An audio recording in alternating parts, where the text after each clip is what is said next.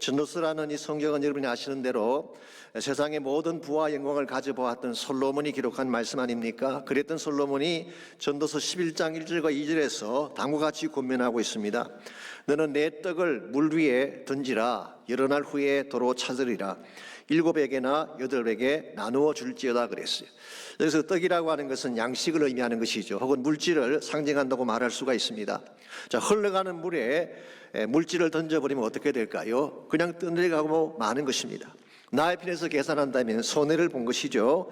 그런데 흐르는 강 밑에 누군가가 그 떡을 받아먹고 살게 된다면 그러면 됐다는 거예요.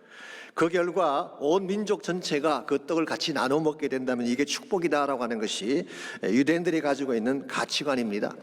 나만 배부르게 잘 먹으면 된다가 아니라 우리 모두가 잘 먹어야 잘 사는 것이다라고 하는 것이죠.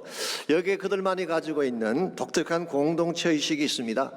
한 사람의 행복이 전체 행복이고 전체 행복이 나의 행복이라는 의식. 사실 이것이 지난 수천 년 동안 어디에 있던 유대인들을 하나로 만들었던 원동력이 된 것입니다. 이것이 사실은 성경이 말씀하고 있는 하나님 나라의 원리이기도 합니다. 하나님 나라는 모든 자들이 서로 지체가 되어서 더불어 살아가는 공동체를 의미하는 것입니다. 그래서 예수님께서 누가복음 17장 21절에서 이런 말씀하셨죠. 하나님의 나라는 너희 안에 있다 이렇게 말씀하셨어요. 이 말씀을 어떤 분은 그렇게 해석합니다. 아니라고 하니까 우리 개인의 마음속에 하나님 나라가 있다 그렇게 해석하지만 여기에 사용된 전치사 엔토스라는 전치사는 그런 뜻이 아닙니다. 이 전치사는 among 혹은 in the midst, 너희들 한가운데 그렇게 번역해야 될 전치사입니다. 그러므로 하나님 나라는 너희 한가운데 임한다는 거예요. 너희 가운데 임한다는 것입니다. 이것은 하나님 나라의 공통제적 성격을 강조하는 말씀이라고 할 수가 있습니다. 그럼에도 불구하고 우리는 이기적이면서 개인주의적인 삶을 살아갈 때가 참 많습니다. 너무 오랫동안 자기중심적인 삶을 살아왔기 때문에 그렇습니다. 심지어 신앙생활을 오래 했다는 분들 중에도 나만 잘 되면 되는 것이고 나만 복받고 나만 천국 가면 된다고 하는 자기중심적인 영성을 가진 분들을 많이 만날 수가 있습니다. 그런데 이것은 하나님이 기뻐하는 영성이 아닙니다. 우리 시야를 좁게 만들 뿐만 아니라 삶의 열매도 건강하게 만들 수가 없기 때문에 그런 것입니다. 그러므로 정말 여러분과 제가 하나님 나라 백성으로서 교회를 세우고 하나님 나라를 세우기를 원한다면 이기적 개인주의의 장벽을 넘어서야 되는 것입니다. 나만의 행복이 아니라 더불어 함께 누리는 행복을 추구하고 함께 동일한 목적을 향해 달려갈 수 있어야지 하나님 나라의 기쁨을 만드는 주역이 되는 것입니다. 그러므로 어떻게 하면 자기중심적인 생각에 털을 깨뜨려버리고 함께 하나님 나라 비전을 향해 달려갈 수 있을지 오늘 주신 본문을 중심으로 이것을 함께 정리해 보려고 합니다. 오늘 같이 읽은 본문의 말씀은 지난주에 이어서 가나안 정복의 준비에 대한 말씀을 기록하고 있습니다. 이스라엘 민족이 요단강을 건너가기 전에 먼저 확인하고 준비할 것들이 몇 가지가 있었는데 그 중에 한 가지가 지난주는 마음의 준비를 말씀드렸는데 오늘은 두 번째 시간 이 공동체에 대한 준비를 오늘 성경이 소개하고 있습니다. 11절과 12절을 보시면 여호수아는 먼저 관리들을 이스라엘 진중으로 보내서 두루다니면서 전쟁 준비를 할 것을 명령을 했죠. 양식을 준비하게 하고 사흘 안에 요단강을 건너간다고 하는 계획도 전달을 했습니다. 그리고 나서 13절을 보시면 루벤 지파와 갓 지파와 므낫세 반 지파에 대해서 이런 명령을 내리고 있습니다. 여호와의 종 모세가 너희에게 명령하여 이르기를 너희의 하나님 여호와께서 너희에게 안식을 주시며 이 땅을 너희에게 주시리라 하였나니 너희는 그 말을 기억하라 그랬어요. 여기서 여호와께서 너희에게 안식을 주셨다 그랬는데요, 여기서 안식이라는 단어는 단순히 쉰다고 하는 뜻이 아닙니다. 히브리 말 메누하라는 이 단어는 정착한다는 의미를 갖고 있습니다. 신명기 3장 16절에서 20절을 보시게 되면 모세가 루벤 지파와 갓 지파와 므낫세 반 지파에게 요단강 동편에 있는 땅을 분배해 준 사실이 기록되어 있습니다. 야셀 땅과 길르앗 땅을 그들에게 주면서 그들에게 정착하도록 허락을 해 주었죠. 쉽게 표현하면 이것입니다. 이 두 지파 반은 요단강 건너가지 않고도 요단 이편에 편하게 살 수 있는 지파들이었어요. 그랬는데 14절을 보시면 여호수아는 너희들의 처자와 가축은 모세에게 준 요단 이쪽 땅에 머물게 하지만 용사들은 무장을 하고 강을 건너가서 함께 싸우라 그렇게 명령을 내렸습니다. 자, 왜 그랬을까요? 물론 그들이 모세에게 한 약속 때문입니다. 그들이 땅을 분배받을 때에 나중에 강 건너가서 함께 싸우겠다는 약속을 한 바가 있죠. 그러나 그것 때문만은 아닙니다. 이 가나안 정복이라고 하는 과제는 이스라엘 민족 전체가 반드시 이룩해야 될 공동체적 과제였기 때문에 그런 분부를 내린 것입니다. 이것은 한 개인이나 특정 지파의 과제가 아니라 이스라엘 민족 전체가 함께 수행을 해야 되는 민족적 과제라고 하는 뜻입니다. 그러므로 온 이스라엘이 그 땅을 다 차지해야지 비로소 그들의 임무가 끝나게 되는 것입니다. 이와 같이 한 개인이 아닌 전체가 함께 움직이는 것을 우리는 흔히 연대의식이다 그렇게 부르기도 하고 결속관계라고 부르기도 합니다. 한 사람이 전체가 되고 전체가 한 사람처럼 간주되는 것을 의미하는 것이죠. 영어로는 solidarity라고 하는 단어로 표현을 합니다. 이것은 결속관계라는 뜻입니다. 성경을 보시게 되면 이 결속관계에 대한 예들이 많이 등장하고 있죠. 예를 들어서 아담 한 사람이 범죄를 했습니다. 그랬는데 인류 전체가 다 범죄한 것으로 간주를 했어요. 이게 결속관계 때문입니다. 나중에 다루겠습니다마는 아간 한 사람이 범죄를 했습니다. 그랬는데 그 범죄한 결과 온 이스라엘이 참패를 당하게 되죠. 한 사람이 당했지만 연대 책임을 지게 된 케이스죠. 신약 성경에서 사도 바울은 이것을 교회론에 적용을 했습니다. 로마서 12장에서 그는 교회를 한 몸으로 표현을 하면서 여러 지체가 있는데 한 몸이다 그렇게 설명을 했습니다. 그래서 로마서 12장 15절은 이렇게 기록합니다. 즐거워하는 자들과 함께 즐거워하고 우는 자들과 함께 울라고 했어요. 교회 공동체는 마음을 같이 하고 필링을 같이 해야 된다 그런 뜻이에요. 고린도전서 12장 26절에서도 유사한 말씀을 했습니다. 말 한 지체가 고통을 받으면 모든 지체가 함께 고통을 받고 한 지체가 영광을 얻으면 모든 지체가 함께 즐거워하느니라. 한 형제의 즐거움이 나의 즐거움이 되고 한 형제의 아픔이 나의 아픔이 되는 삶, 이것을 교회 공동체라고 표현한 것입니다. 여러분 가정 이 사실을 바로 인식을 해야지 하나님이 기뻐하는 건강한 삶을 추구할 수가 있는데, 오늘 이 시대에는 이와 같은 이 함께감에 대한 의식이 별로 없어요. 공동체 의식에 대한 생각이 별로 없습니다. 나만 잘 되면 된다, 나만 잘 살면 된다고 하는 이기주의가 팽배한 시대를 살아가고 있습니다. 이와 같은 이기주의적 사상은 사회를 무너뜨리게 되고 공동체 정신을 훼손하게 되는 것입니다.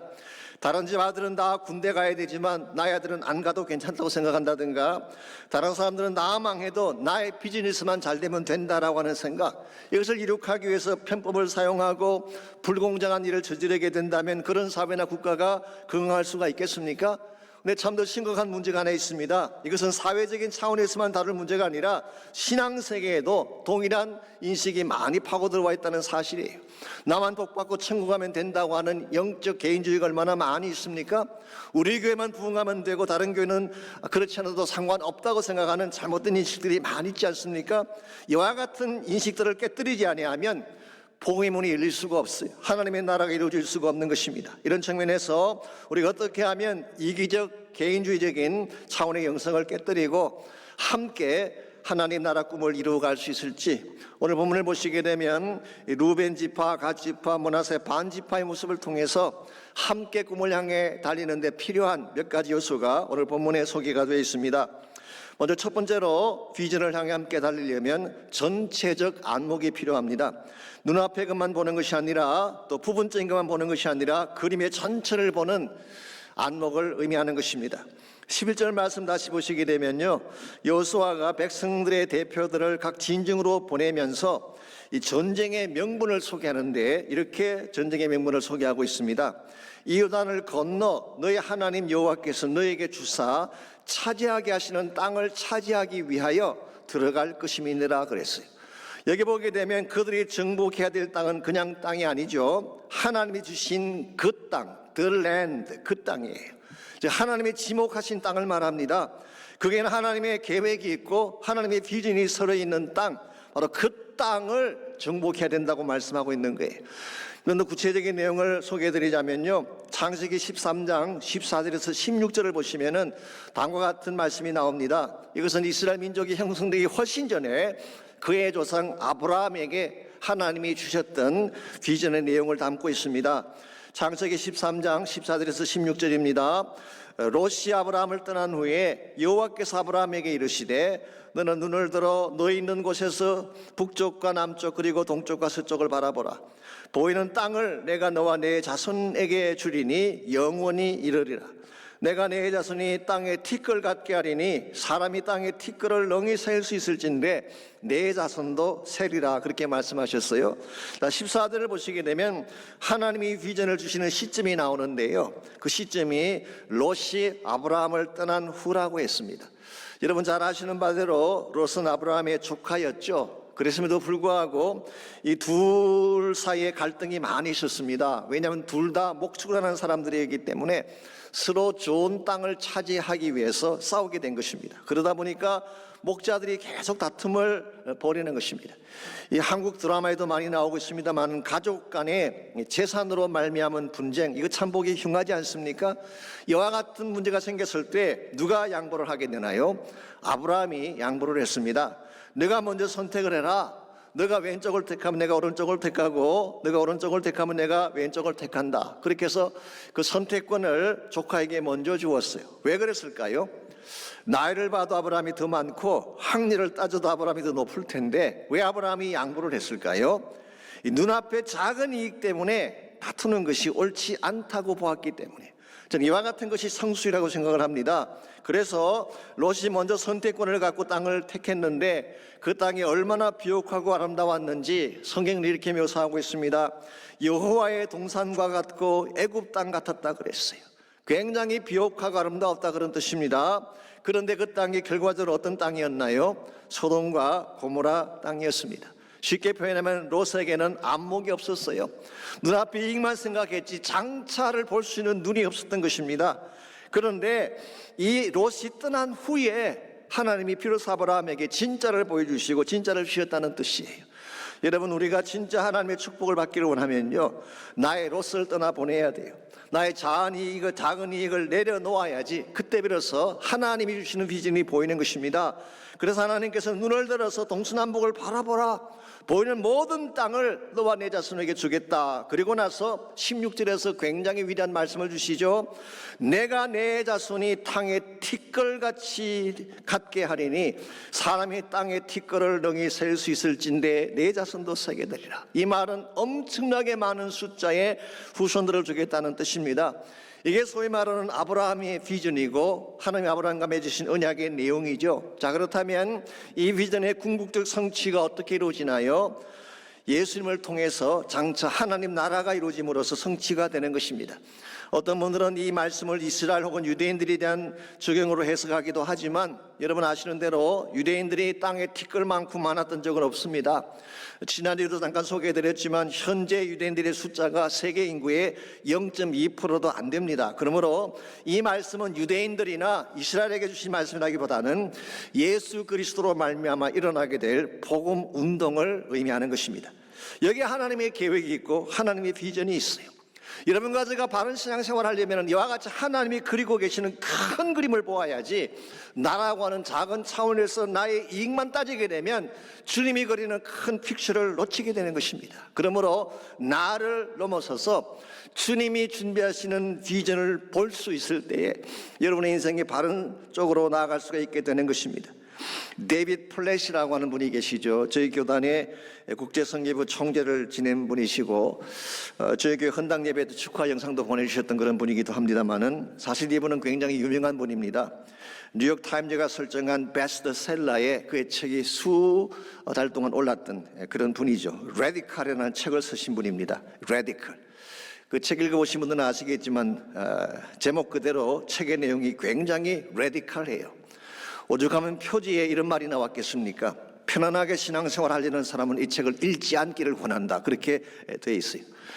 저도 그 책을 여러 차례 보았는데요, 크리스천 삶의 핵심을 찌르는 말씀이 참 많은데 데이빗 플랫이 그 책에서 이런 말을 했습니다. 하나님이 나를 사랑하신다. 이 말은 참 좋아 보이지만 기독교의 핵심은 아니다. 그런 이야기를 하셨어요. God loves me. 이거보다 더 좋은 말이 어디 있어요? 칼 바르트 같은 사람은 그 말이 성경 전체의 요약이다까지 말을 했는데, 근데 데이빗 플랫은 참 듣기는 멋지게 보이지만 이게 성경이 말하는 기독의 핵심은 아닌 것 같다. 그렇게 자신의 의견을 밝히고 있어요.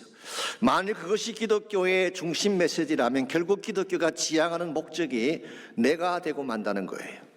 예를 들어서 예배도 나의 취향에 맞는 예배를 드리게 되고, 설교도 나의 취향에 맞는 설교를 해야 듣게 되고, 찬양도 나의 취향에 맞는 찬양이라고 부르게 된다면 과연 이것을 건강하다고 말할 수가 있을까요? 그렇게 말할 수 없습니다.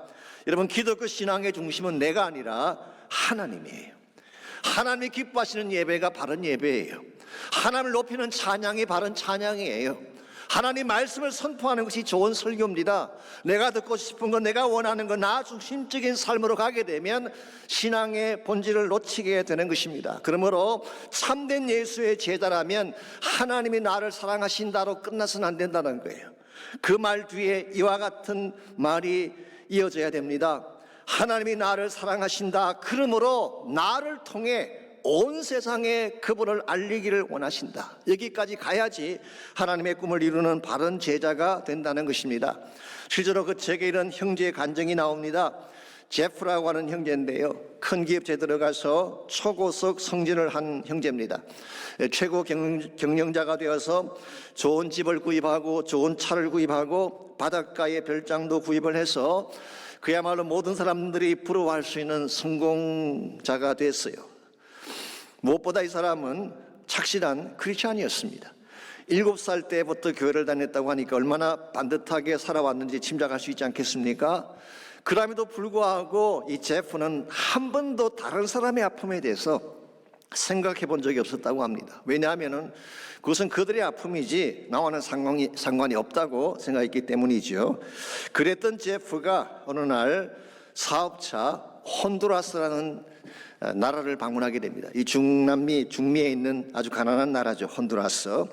그 나라의 수도가 테구시갈파라는 곳인데요, 그곳을 방문하는 중에 그곳에 쓰레기 매립장을 지나가게 됩니다.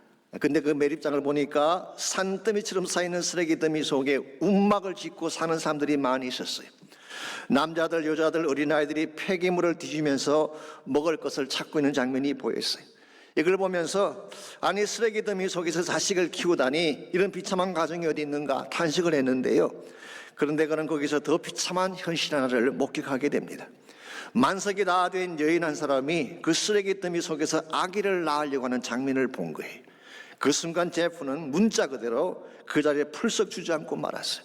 너무나 큰 충격을 받았기 때문입니다. 그때 그의 마음속에 또렷하게 들려오는 하나님의 음성이 있었습니다. 제프, you see? 보았느냐 제프야? 세상엔 이런 것도 있단다. 내가 너에게 준 선물들을 가지고 넌 지금 무엇을 하고 있니? 너의 영향력, 너의 지도력, 너의 재산이 너만을 위한 것이냐라고 하는 음성이 들려왔습니다. 이 음성 앞에 그는 그 자리에서 무릎을 꿇고 회개기도가 시작이 됐어요. 그리고 난생 처음으로 자신의 가슴 속에 사랑이 없다는 사실을 깨닫고 하나님 앞에 재헌신하게 됩니다. 하나님이 자기가 하는 사업보다 훨씬 더 큰 비즈니스를 갖고 계신다는 걸 알게 됐어요. 하나님의 비즈니스가 뭐예요? 그게 킹덤 비즈니스예요. 그래서 그는 여전히 자신의 사업도 하고 계속 직장생활을 하고 있긴 합니다만은 삶의 목적이 완전히 바뀌어지게 되어서 그때부터 선교단체를 세우게 되고, 그는 매년 전염병으로 죽어가고 있는 수천만의 사람들에게 우물을 파서 섬기는 사역을 하면서 살고 있다고 했습니다. 저는 이와 같은 것이 참된 비저너리의 삶이라고 생각합니다. 여러분이 정말 하나님의 나라 위에 쓰임받기를 원한다면 좁은 안목을 벗어나야 돼요. 나의 틀을 깨뜨려야 되는 것입니다. 나만 잘 되면 된다가 아니라 온 열방이 주께로 돌아올 수 있도록 기도해야 돼요.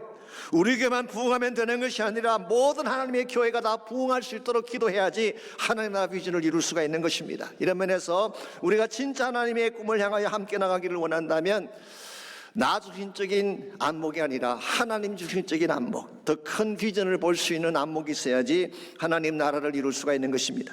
두 번째로 비전을 향해 함께 달려가려면 이타적 헌신이 필요합니다. 이타적이라는 말의 반대말이 이기적이 되겠죠. 영어로 표현하면 unselfish, 나의 모든 것들을 비워내고 그리고 아무런 사심 없이 헌신할 때에 우리 함께 동력하며 하나님 나라를 이룰 수 있다, 그런 뜻입니다. 오늘 본문에서 여호수아가 루벤, 갓, 므낫세 반지파들에게 준 명령을 다시 보시기 바랍니다. 이걸 보시게 되면요, 이 명령은 자신의 기득권을 내려놓지 않으면 수행할 수 없는 명령이었어요. 먼저 14절 하반부를 다시 보시면 너희 모든 용사들은 무장하고 너희 형제보다 앞서 건너가라 그래서 앞서 건너가라. 함께 가는 정도가 아닙니다. 앞서 건너가라는 것입니다. 여러분, 전쟁터에서 앞서가는 것은 위험한 일입니다. 죽을 확률이 가장 높은 것이 선봉에 서는 거예요. 그런데 앞서 건너가라 그렇게 말씀하셨어요. 뿐만 아니라 15절을 보시면 너희 형제도 안식하며, 즉 다른 지파들이 다 정착할 때까지, 그들도 너희 하나님 여호와께서 주시는 땅을 차지할 때까지 너희들은 계속해서 전쟁하고 전쟁한 후에, 그들이 정착한 후에야 해 돋는 이곳으로 돌아와서 너희들의 땅을 차지하라 그렇게 말씀하셨어요. 쉽게 말하면 이런 말입니다. 맨 먼저 땅을 분배받았지만 실제로 땅을 차지하는 것은 맨 나중에 하라 그런 뜻이에요. 이렇게 한다고 해서 그들에게 돌아올 반대급부나 혜택이 있을까요? 없습니다.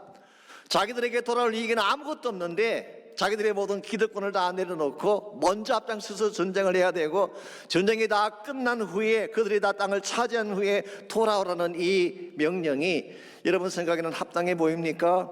좀 그렇지 않잖아요. 그럼에도 불구하고 이 두 지파반은 그것을 억셉트했어요. 그리고 그것을 억셉트한 것이 결과적으로 가나안 정복이라는 위대한 꿈을 이루는 데에 그 두 지파반이 쓰임받게 된 이유이기도 합니다. 여러분, 제가 하나님 나라 일을 하려면요, 나의 기득권을 내려놓아야 돼요. 내가 먼저 땅을 차지하겠다고 하는 소유에 대한 기득권을 내려놓아야 돼요. 나만 안전하면 된다고 하는 이 안전의 기득권을 내려놓아야 되는 것입니다.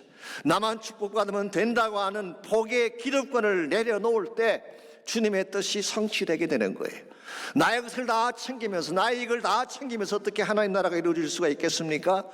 여러분, 이 사회는 물론 그렇지 않죠. 우리가 사는 이 사회는 이익사회이기 때문에 계산을 따라 인간관계도 맺고 사람들을 만나기도 합니다. 물론 우리가 사람을 만나든지 관계를 맺을 때에 따지지 않고 만날 수는 없겠죠. 그러나 만일 여러분이 모든 관계를 계산 따라 한다면 이건 문제가 되는 것입니다. 계산 따라 만난 관계는 계산 안 맞으면 헤어지게 되는 것입니다. 하나나라 백성은 그렇게 살면 안 되는 것입니다. 나에게 아무런 이득이 안 돼도, 나에게 돌아올 반대급부가 전혀 없어도 하나님의 뜻이면 행하겠다고 하는 것이 하나님 나라의 인생관이라고 할 수가 있습니다. 저는 그 좋은 예가 누가복음 10장에 나오는 선한 사마리아인의 비유의 말씀이라고 생각합니다. 그 스토리 속에 나오는 사마리아인은 사실은 강도 만난 사람하고 아무 관계가 없는 사람이었어요. 일면식도 없고 친척도 아니고 이해관계가 걸리지도 않은 사람, 사실 그냥 지나가면 끝날 사람이에요. 더구나 도와줘봐야 되돌아올 반대급부가 전혀 없는 그런 대상이에요. 그럼에도 불구하고 사마리아인은 정성을 다해 도와주고 자신의 비용까지 물어주게 되죠. 왜 그랬을까요? 이유는 딱 한 가지예요. 이것이 하나님이 기뻐하시는 일이기 때문에. 예수는 이 비유를 말씀하신 후에 바로 이와 같은 자들이 우리 이웃이다 그렇게 말씀하셨어요. 나와 친한 자가 이웃이 아니라, 나와 이해관계가 걸린 자가 이웃이 아니라 힘든 가운데 처한 자가 나의 이웃이다. 그러므로 아무런 사심 없이 도와라는 것입니다. 여러분과 제가 진실로 정말 사심 없이, 반대급부에 대한 기대 없이, 아무 조건 없이 섬기고 돕기 시작한다면은 여러분과 저 때문에 하나님 나라가 펼쳐지게 되는 거예요. 수많은 자들이 주께로 돌아오게 되고 하나님의 계획들이 성취되게 되는 것입니다. 이런 면에서 우리가 하나님 나라의 비전을 위해 함께 달리기를 원한다면 1차적으로는 큰 그림을 봐야 돼요. 눈앞의 것만 보고 작은 이익에 매달리면 안 됩니다. 영원한 가치를 봐야 돼요. 하나님 나라라는 빅피처를 봐야 되는 것입니다. 두 번째는 나의 것을 기꺼이 내려놓을 수 있어야지. 그래야 하나님 나라가 진행이 되는 것입니다. 마지막 세 번째로 비전을 향해 함께 달리려면 온전한 순종을 해야 하는 것입니다. 16절 말씀 보시기 바랍니다. 여호수아가 이와 같은 제안을 했을 때에 그들이 보였던 반응이 이렇게 기록되어 있습니다. 그들이 여호수아에게 대답하여 이르되 당신이 우리에게 명령하신 것은 우리가 다 행할 것이요 당신이 우리를 보내시는 곳에는 우리가 가겠습니다. 저기 영어 성경 봤더니 NIV 성경이 이렇게 번역이 되어 있습니다. Whatever you have commanded us, we will do. 뭘 명령하든지 다 하겠습니다.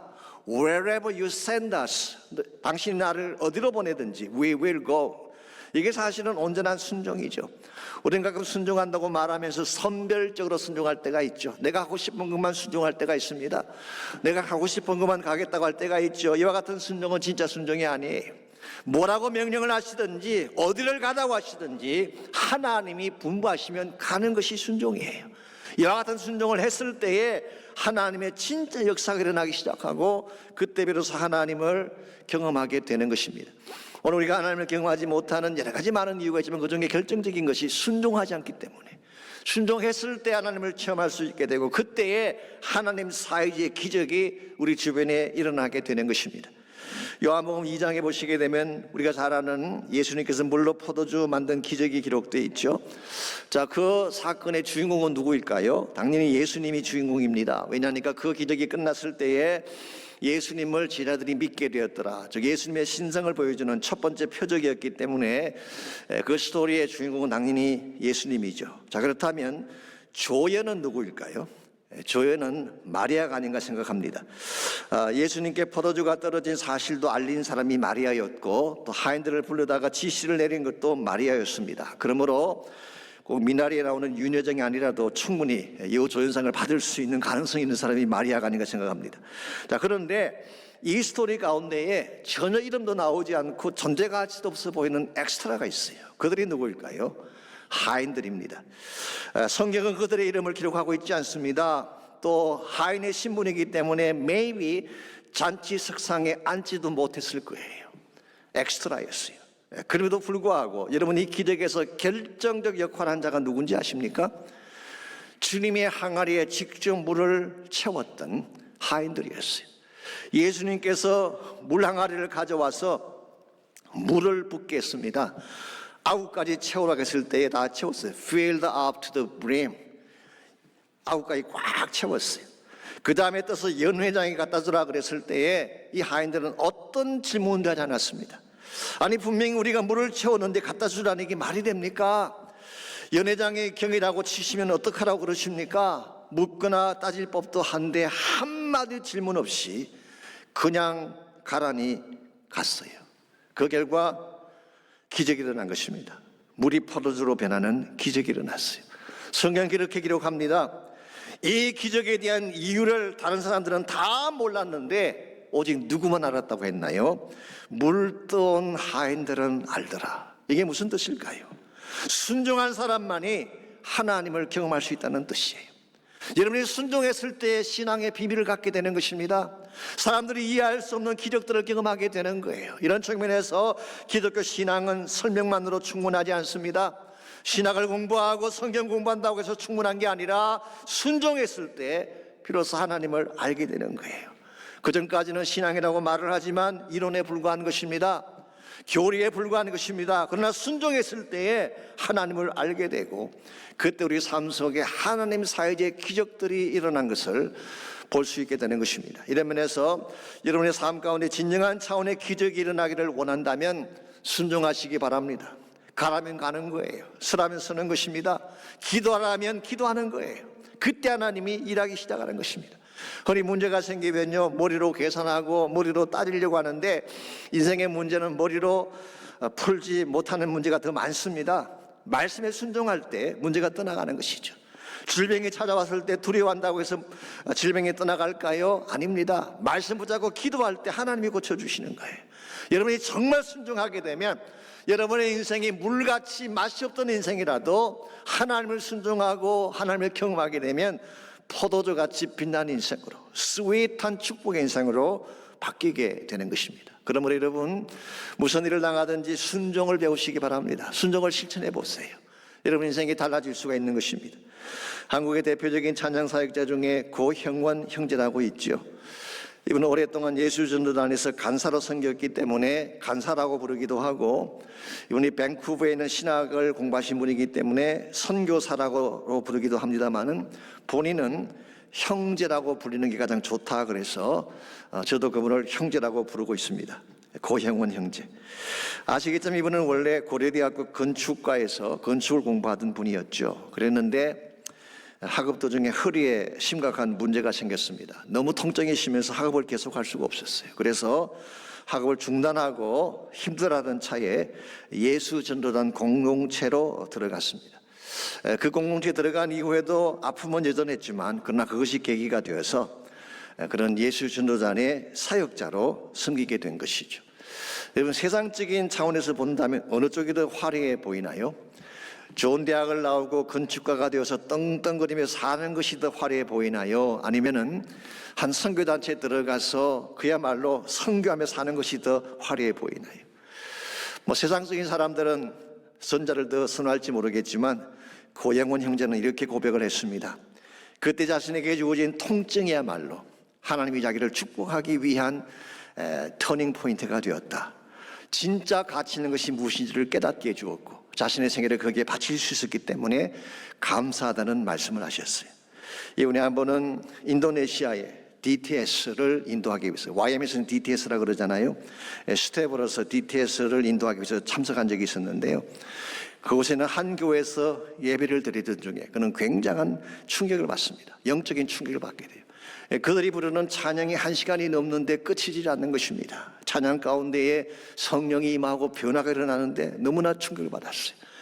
성찬식을 했는데요. 주의 만찬이죠. 인도네시아 장로님 한 분이 성찬 잔을 들고 6분, 7분 동안 울면서 기도하는 장면을 봤어요. 그때 그는 마음에 큰 충격을 받고 이와 같은 고백을 하게 됩니다. 왜 한국 교회에는 저런 감격이 없는가? 우리가 보혈의 잔을 들고 저처럼 감격하며 울었던 적이 과연 언제였는가? 그때 자신도 모르게 터져나온 기도가 이것입니다. 하나님, 한국 땅에 다시 부흥을 주십시오. 하나님, 부디 그 사명과 부르심의 촛대를 옮기지 말아 주십시오. 이와 같은 간절한 기도 가운데에 탄생하게 된 유명한 찬양이 있습니다. 그게 바로 부흥이라는 찬양이에요. 제가 알기로 이 찬양 CD가 알려진 것만 50만 장 이상 팔렸습니다. 그런데 그는 그중에 한 푼도 자신이 쓰지 않고 전액을 북한 선교를 위해 드렸어요. 왜 그랬을까요? 그는 진짜 소중한 비전이 무엇인지를 알았기 때문에 그런 것입니다. 사랑하는 성도 여러분, 참된 비전은 이 땅에서의 성공이 아닙니다. 하나님 나라가 성공이에요. 여기에 우리의 꿈을 걸고 우리의 사명을 걸 때에 우리 삶이 참된 차원에서 기쁨이 되고 영광이 되어지는 것입니다.